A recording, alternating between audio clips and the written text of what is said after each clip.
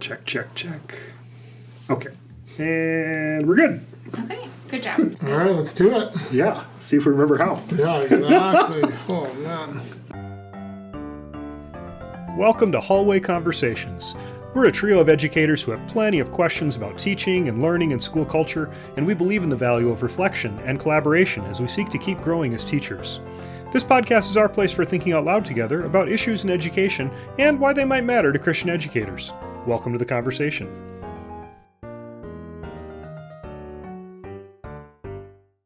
Good afternoon, everyone. Welcome to the 125th episode of the Hallway Conversations podcast. My name is Matt Beamers. I'm Abby DeGroat. And I'm Dave Mulder. Our podcast is brought to you by our friends at the Center for the Advancement of Christian Education. We're always looking for topics of conversation and feedback, so please email us at hallwayconvospod@gmail.com. That's hallwayconvospod@gmail.com. Your feedback and your ideas are important to us. Well, friends, it's been a hot minute. It has. Welcome back. Here we are. Hello. Yeah, it's been 3 or 4 months, and I know we went a lot of our separate ways over the summer. Yeah. And it still feels like that at the beginning of another school year. So today is a bit of our catch-up pod. Yep. And by that, I mean it's time for us to catch up with each other, catch up with our listeners. I know it's the first day of school back in Canada, so to our friends over there, I hope that's going well. And in the United States, we've been going here for a little bit.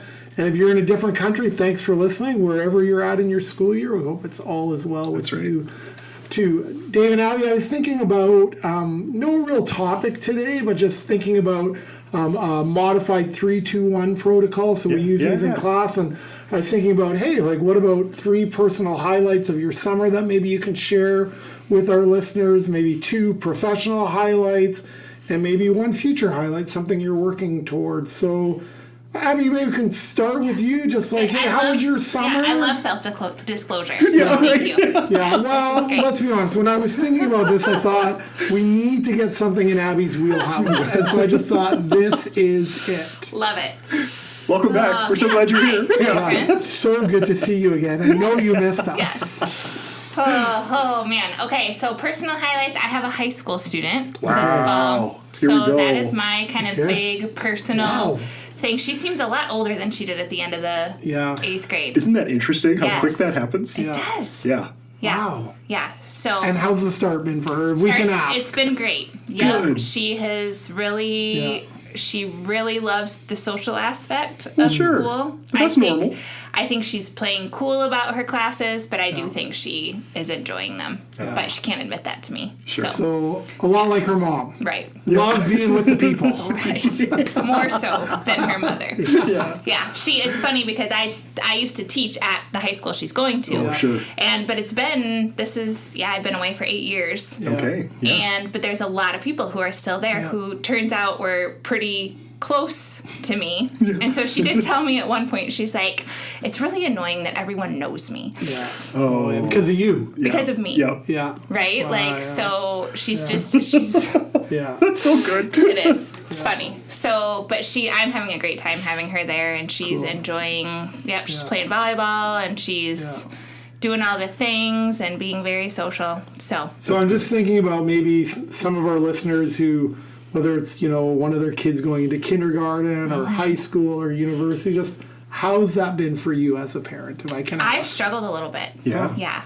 Yeah. Just, I think, not freaking out about some stuff. Yeah. And, I tend to be a little, want to know Yeah. and want to... You got to be able to be a little more hands off. I do. Yeah. And It's I hard. have not mastered it yet. Oh, I still haven't. And just... My kids are in their 20s and I'm still Yeah. not there yet. Yeah, and even just navigating the changing dynamics, right, between us because she's older, and just learning that. So we both had a little bit of growing pains on her part too, and mine. Okay. So we've had a minute. Friday we had a minute. Yeah. But I feel like we got back on track. So That's good. How about, did you have time to play this summer? What did that look like for you and your family? Or even just downtime, even personally, Abby? Were you able to get some time away? Yeah, I played golf a lot, which is always fun for me. I'm in a league. We went to the lake a lot, which was very nice. My kids got real into water sports this summer. Okay. So we did a lot of wakeboarding, a lot of skiing. Nice. Yep. That's which great. is always Did you nice. lead a missions trip too, though? What's that? We did, yep. Can you share a bit about that? Yep, Jason and I are actually youth leaders in our church, and we were planning on both going. Last year we took all 3 of our kids. This year we were planning on taking the 2 younger ones because Harper was busy with a sports camp to Minneapolis with our youth group. Jason's brother ended up having surgery the week before we left, and so he didn't end up coming because that's his business partner.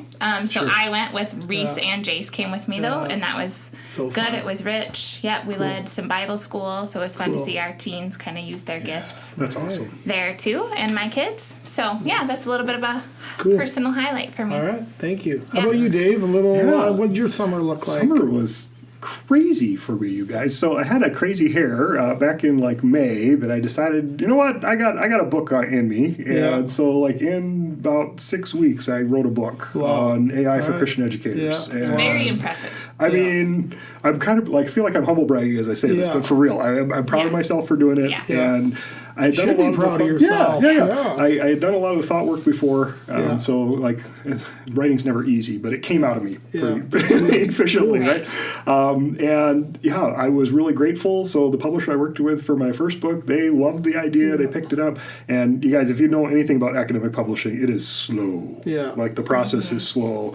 For my first book, from the time I handed it off to the publisher until it was actually out in print was like over a year, almost 15 months, I think.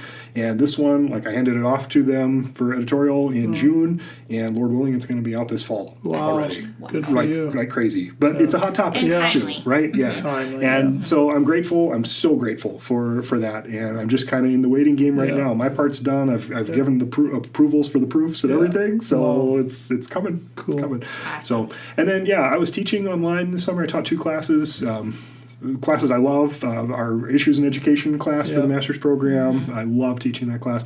And then one that is different every time I teach it, Emerging Technologies, which is also in my wheelhouse. So that's where a lot of the AI thought work has come out of. And just 2 very different classes, but that kept me busier than I would have liked. Missy and I tried to get away a little bit too. We found a resort up by Brainerd, Minnesota, and had a week up in Brainerd for just the 2 of us. Beautiful. It was Okay. amazing. It was just what I needed, and so that also just really, really good to have a little out of town time. Yeah. That way. So Good for you. Those are some highlights for Good me. for you. How about you, Matt? Yeah, did some writing. So Justin Bailey and I, a good friend, dean of our chapel, are working on a writing project.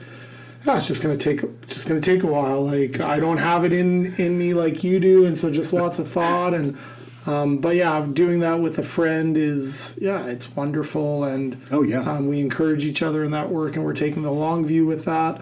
So that was just first for me. I taught a class this summer, which I love teaching philosophy of education, and it was small, but I love the content. I love the students. It's online. Usually I do it face to face, so a little bit of a different pedagogy, but that's also refreshing, and you can take the show on the road if you need to, if you're going away. Exactly. I have a daughter who got engaged and became a professor at another Christian university all within a few weeks, and so that was a big summer, and so that's also in different ways a reminder that we're getting older. You know, like I said, last year I became a grandfather. Now I have a daughter who's a professor. I have another daughter who's starting her 4th year of teaching already. My youngest is a sophomore in university. So it's just life moves fast, and we know that. And then we went out, home for me is British Columbia, and all my family's there. My dad turned 90. Wow. My mom and dad celebrated 67 years of marriage. Wow. So just thanks be to God for that. And Amen. overall, they're doing well. And and just being back. I'm the youngest of 5. It's so funny. I don't know if you have this when you get together with your siblings, but everybody sort of adopts the roles you had when you were growing up. And so every time. As the youngest of 5, my job is to be a lippy little kid. And I just assumed that. Shocking, I know. But I assumed that rolled so really good. well. So that was just really... But yeah, you don't... and you know this as your family, everybody gets older. It's those times that you come together become more rare. So just really, really thankful for that. So great. Overall, a great summer. I would say, I've been at Dordt for 5 years and probably in some ways busy, but also my most restful summer. So I'm really thankful for that.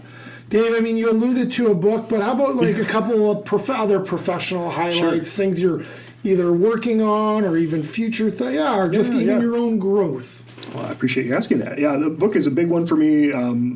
We'll see how this all unfolds. I'm at a point in my career where I'm getting invited to speak for a lot of things, which is a lot of fun. I find I really enjoy that.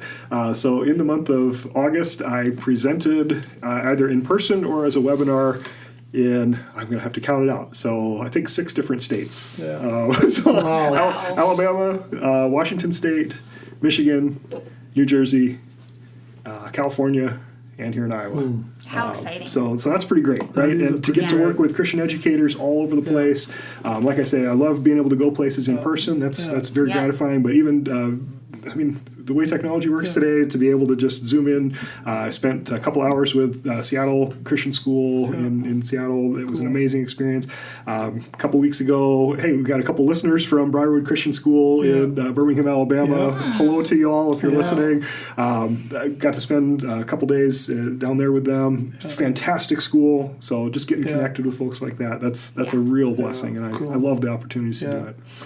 I'm still humbled, but as you're going, Dave, I'm still humbled when I travel, the listeners that I run into. Oh, it's wild. From all, I was in Dallas for a couple of different conferences, and invariably somebody comes up to the table and says, I'm from, Alabama or wherever, and says, I listen to the podcast. And it's very cool. Yeah, it's pretty humbling. It is. Thank you, dear listeners. We appreciate you very much. And if you do see us, please stop and say hi. We really love to hear that too. Yeah. How about you, Abby? Professional highlights, areas of growth, things you're leaning into a bit? Yeah, good question. Well, so I have a little bit of an interesting project this year in that the school my kids go to, I was part of a search for a new leader last year, and we found one who's awesome and is going to be great, but can't come until the 26-27 school year. So they were looking for an interim, and actually one of our colleagues, Tim Vinsolin,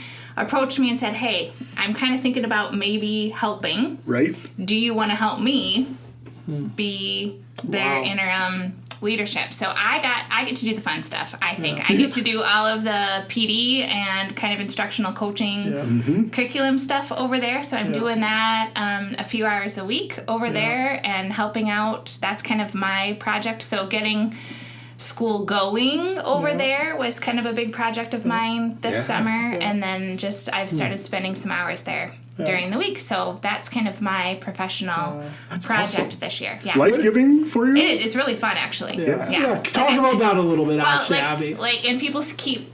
It's funny because they'll ask me or they'll ask my husband, is this a career goal of hers to be in administration? And I laugh because no, it is absolutely not. Thank you. I'm glad to hear that. Speaking as your department chair, thank you for that. It's absolutely not a career goal of mine to be in the operational or the discipline or the parent interaction space. It is absolutely in my wheelhouse to be part of pedagogy and coaching and professional development. I love that stuff.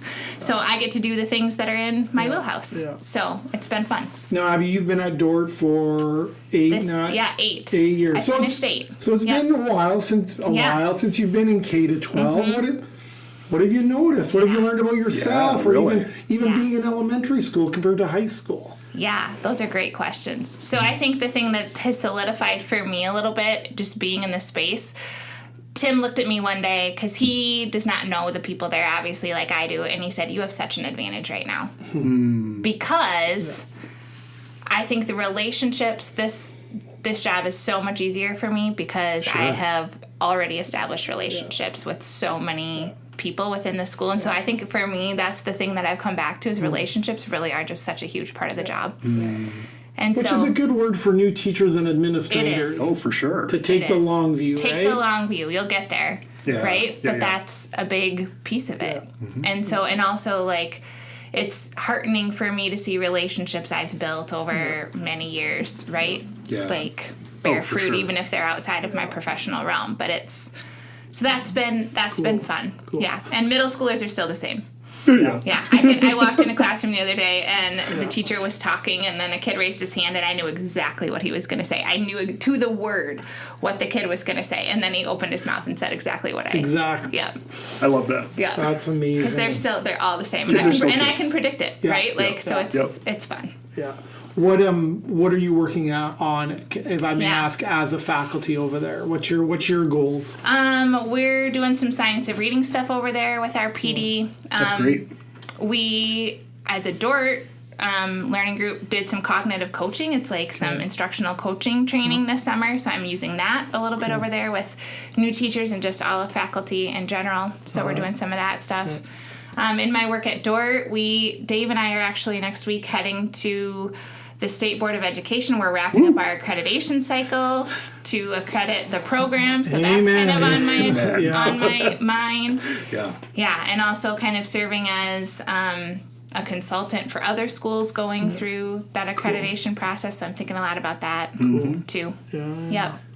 How about you, Dave? If you think future highlight, Yeah, so we have looking down lots the of road. listeners. You alluded you're on the road quite a bit. Where could some of our listeners find you, or what are you working on? No, that's a great question. So I'm going to be speaking at the Prairie Center for Christian Education. They have a conference in Alberta, so I'll be keynoting that conference in October. I'm headed to Indonesia again in November. I don't know if I told you guys. So our friends at SPH, they have a Christian Educators Conference, and so I'm going to speak there. How long is that? So the conference is 2 days, and since I'm going to be there, they've got me connected with a 'Cause couple the other flight's Christian like schools. 2 days. Yeah, it takes me like 32 hours to If get you're there. gonna go, you might as well stay So, for that. and I'll do some professional development. There's a Christian university there as well, and I'll do some professional development with them and get to visit some other Christian schools. So I'll make the most of I get to spend a lot of time just enjoying people who I've gotten connected with there. So I'm very excited about that. And I've already been kind of scheduling out for my spring as well. We're at a weird point here. Like I'm kind of like scheduled through the end of this school year, and I'm going to be in Murfreesboro, Tennessee in January, and speaking with the Herzog Foundation in Arizona in January, doing some professional development for a couple of schools, other places as well. And then I'll be at ACSI's Flourishing Schools Institute again in February. So just, a lot of great places that I get to share things I'm passionate about teaching Christianly, about technology and education, about STEM education. And so it's just, like I say, I love being able to do those things. And anything that I've had passed on to me, I love being able to pass that on to other people too. Cool. Yeah. How about you, Abby? One future highlight, or where we can find, or whether it's on campus or off campus? What are you focused on for the coming year? I have a couple of conferences that I'm doing workshops at Heartland locally here, beginning of October. Yeah. So DORT hosts that conference. There's a good lineup. I was looking at it today. Great group of people. It's an amazing group. Yeah. Jim McKenzie's going to be keynoting again. Yeah. Which is awesome. Shout out to Jim. Yep. So doing that, and then I'm going to CEA in Indiana in October Christian as Educators well. Association. Yep. Cool. So I have a workshop there. I'm doing a research symposium with ACSI, presenting a little bit of my dissertation research at some point this winter. So those are kind of the things I have. Nice. Yeah. What about you? Yeah, CEA. So traveling out to Michigan. I'll find myself at a couple of conferences. Some presenting, some just kind of promoting the program. St. Louis, Charlotte. It just ends up being a busy teaching for transformation, I think, in California sometime in November. And so, I do love traveling. It's just sometimes nice to get away, but guys, I'm just getting older, so it just takes more of a toll. But it's just fun to see. I think for any of us, it keeps us connected to what's happening in education outside of Northwest Iowa, and it can be easy a bit to sometimes think the way we do things in Northwest Iowa are the way everybody does it, and we know that's not true. But just sometimes you need reminders. Now, Perspective. For both of you, we're 1 week into school, so 2-3 classes only. Just a couple quick thoughts and from your own teaching, and maybe as you think about the teachers out there who are starting it this week. Yeah, Dave, just a couple of thoughts? Immediately. So I'm teaching issues in education, again, for our grad students, and I've got a great group there. Diverse people all over literally around the world, which is always fun to connect that way. But for us to be able to see, like, a lot of the issues we see in education today are actually global issues. It doesn't matter the context. You're in Japan, you're in Thailand, you're in Canada, you know, wherever. You see a lot of the same issues. And I think there's a solidarity in that then, that people can say, yes, this work is hard. Yes, this work is good. And as Abby sometimes said, two things can be true, right? Like, yes, it's hard. And let's just own that part of it. But it's also the best job. And so, as a word of encouragement for listeners too, I hope you get a sense of that too. The work that you're doing, that it's hard, but it is so good. No. How about you, Abby? Just as you're a few classes into this semester. Yeah, I'm teaching a course, co-teaching with Gwen, called Children's and Adolescent Literature, which I always love talking about books and the difference books can make. So we're looking at some frameworks right now on how to present books to our students. We asked our students to write a reading biography, thinking about the kind of readers we want, right? So the framework we use is kind of thinking about responsive and responsible, and compassionate readers. And so thinking about the difference that literature can make in shaping kids, I always get excited about that. We're starting our first novel for Thursday, so that's always exciting to think about and to see those students maybe for whom it turns out not all ed majors love reading. Right. And so even for students who have not had a great relationship with reading, for them to kind of open up about some of their goals for the semester is always fun, and to find books that connect with people. It's good. It's just good work. And now, what year of don't mean to expose you here, but what year of teaching is this for you, Dave? How many years? This is my 28th year. Okay, and Abby? 19. Okay, what did you find yourself, like, we have our listeners, at least in North America, they've all started in the last week.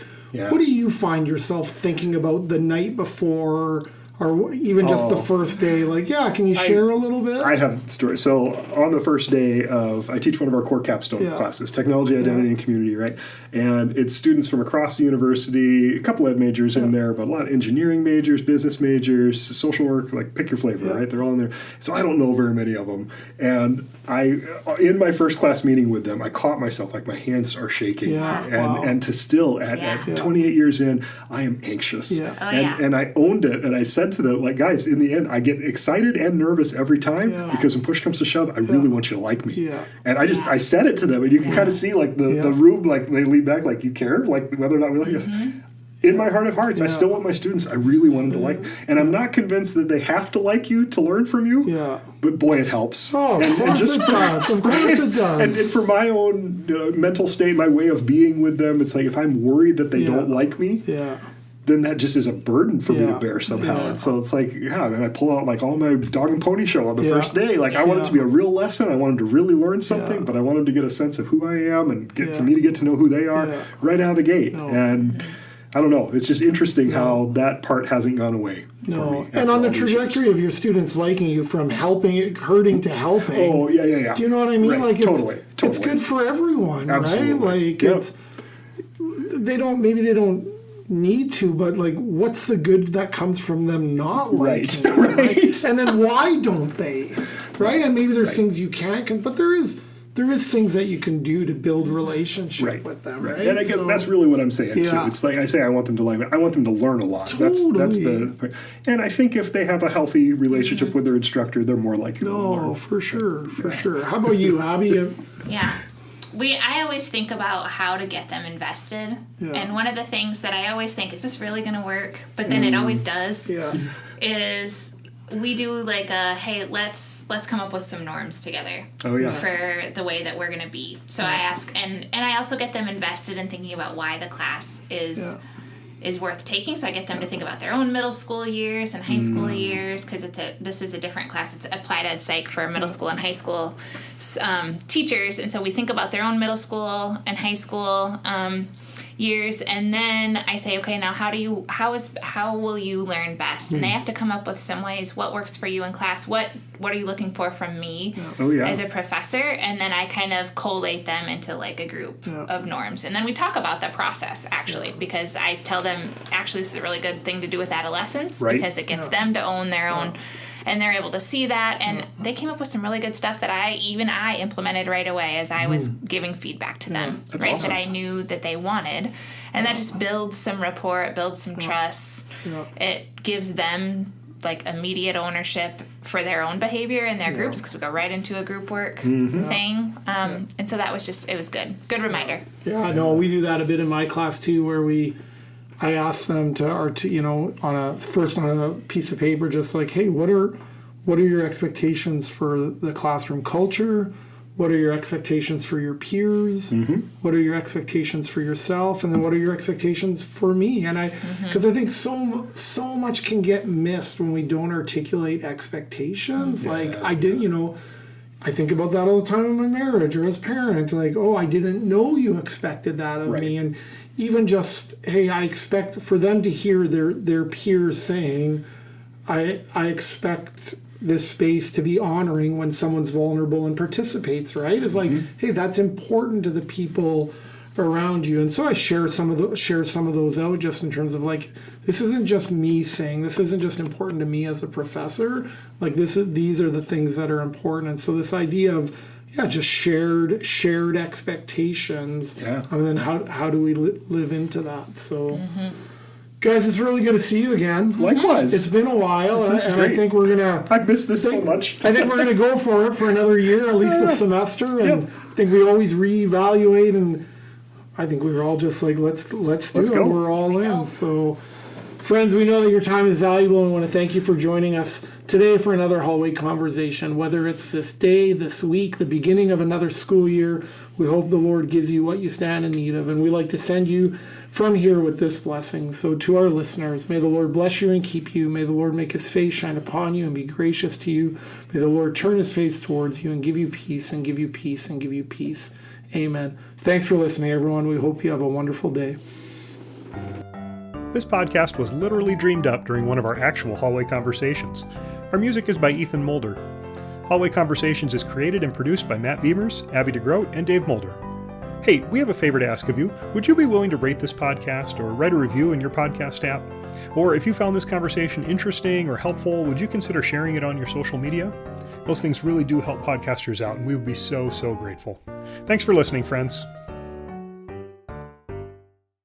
I do also realize, though, like even on the first class, and it's not always easy, but how much I love teaching. Like I do, and I don't say that Pollyannish. I don't like you just like I really love it. Like I love being with them. I love the content. Like you talk about the 3 loves. Yeah. Last week, and it's like it's. You got to still love who you teach. Totally. And you got to still love the content. No. And you got to love the craft. No, right? totally. And I just think, and it's easy to, when that ends, then it's time to be done. But sort of when that does end, if any one of those things is you're not passionate about it anymore, then it sort of is time to be done, which I know sounds dramatic, but like... I always come back around to that, though. Like, I think we've all had a teacher who didn't love kids. Yeah. Like, they know. They totally. know. Or didn't love content. Right. Mm-hmm. Right? Like, it's... Like, I remember that when I started teaching, I would kind of grumble, joking about teaching grammar, right? Because I didn't love it at the time. And then I was like... How can you expect them to think it's important if all you do is complain about what you have to teach, right? Absolutely. And then I actually learned to love grammar, and but then that even changed my own approach, right? Mm-hmm. And so but there is an element of if you don't love it, they shouldn't know that you don't love some of the content. Right. No, right. like there's a fake it till you make it. There is a bit, right? Like you do, because it's like, why?